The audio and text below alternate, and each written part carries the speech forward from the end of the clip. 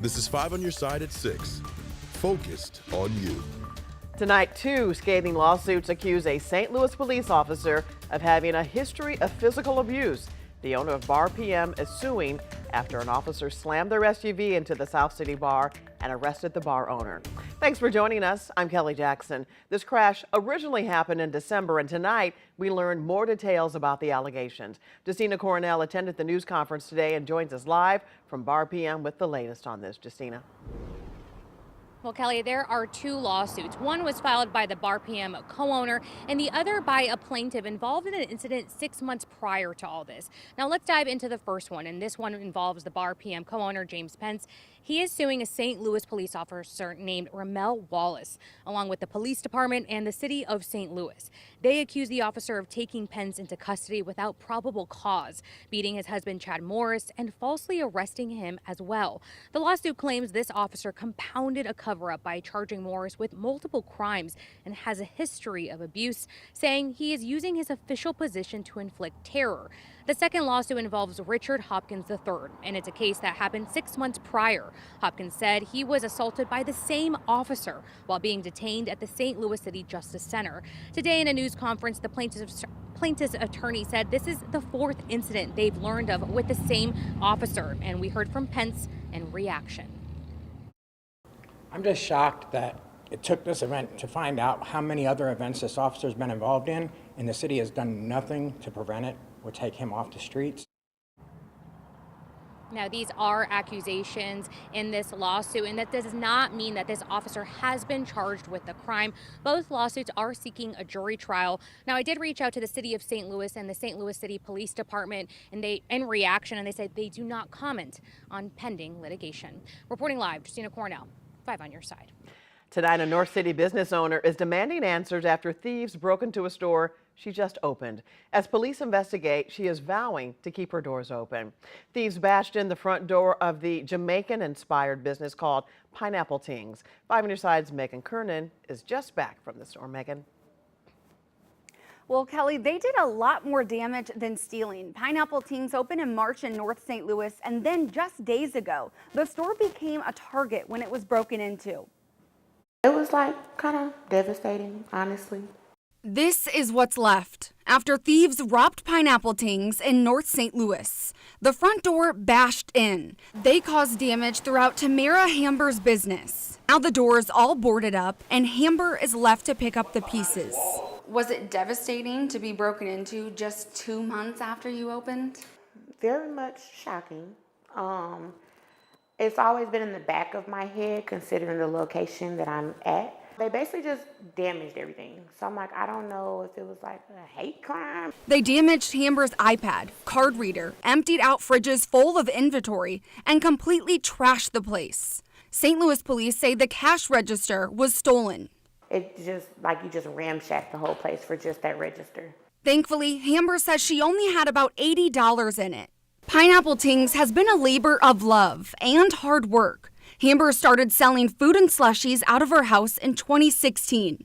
Finally opening the store, a dream come true. Just even as a mother, you can't do too much laboring, bills don't stop.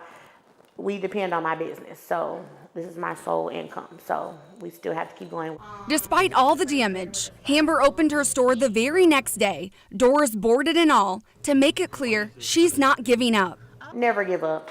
I'm not going to give up. I'm going to stay here. The 2 to 3 years I said I was going to stay here. My babies, they love my store. They were even sad too, but we're going to keep going. I love the place that I'm at. Police are still trying to find who is responsible for the break-in. Hamber says police told her it's not just her business, but other Black-owned businesses throughout St. Louis that have recently been targeted. Hamber's getting a lot of support from the community and expects large crowds this weekend. A big election day is just about 9 weeks away. St. Louis voters could decide who to send to Congress. St. Louis County Prosecutor Wesley Bell is challenging incumbent Cori Bush. KSDK, the local PBS station, and the St. Louis American have invited both campaigns to debate, but so far, only Bell has accepted. Do you believe the voters of St. Louis deserve a chance to hear you and Wesley Bell debate? So my team has repeatedly said that we will talk about that. We'll look further into it as we get closer to the actual primary election. So you're not committing to debate Wesley Bell at this time? I just gave my answer. Bell's campaign says, quote, "We hope Congresswoman Bush will show voters of this district the respect they deserve by agreeing to debate Wesley." However, so far her campaign has been unresponsive to our campaign's outreach and that of other groups trying to organize debates, end quote. Race weekend at Worldwide Technology Raceway officially kicked off this morning with a parade of NASCAR team trucks through the Metro East into downtown before finally pulling into the pits at the track. That's where we find 5 Inner Side's Holden Kerwicki, who has a look at what the track has to offer for even the most casual fan. Worldwide Technology Raceway may be quiet now, but this weekend it will be full of fans like Melody Rents, looking for an experience unlike any other.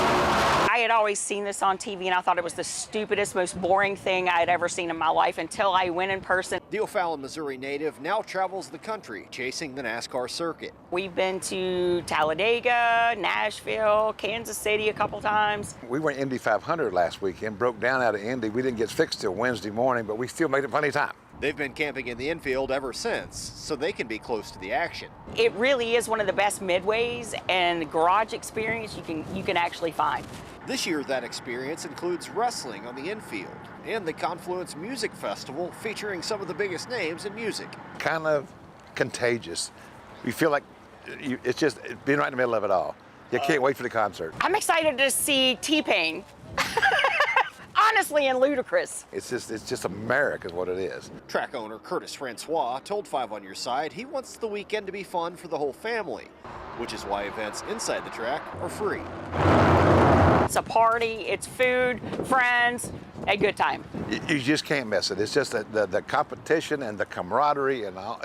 When you can smell the fumes, you know, when you see the wrecks and stuff, it's part of it too. It's just the place to be this weekend, in my humble opinion. If you're planning on heading out to the racetrack to enjoy some races or some music, one thing to keep in mind is that the traffic patterns may change on race day and that parking is at a premium.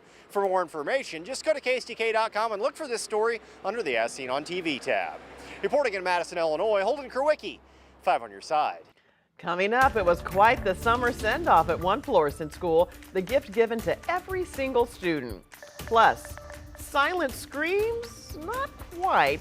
Why some people aren't hearing cicadas. Well, it's not raining for everybody right now. The rain has started to settle in. Why it's moving from a different direction and which portions of your weekend are going to be the wettest over the next 48 hours.